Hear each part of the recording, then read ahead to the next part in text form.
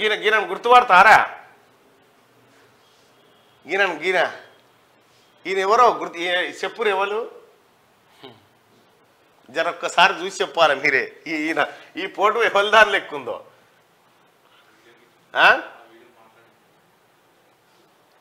జర పబ్లిక్ ఒక ఆప్షన్. ఈయన ఎవరు ఒకసారి కామెంట్ రూపంలో తెలియజేయండి. ఈయన చూస్తే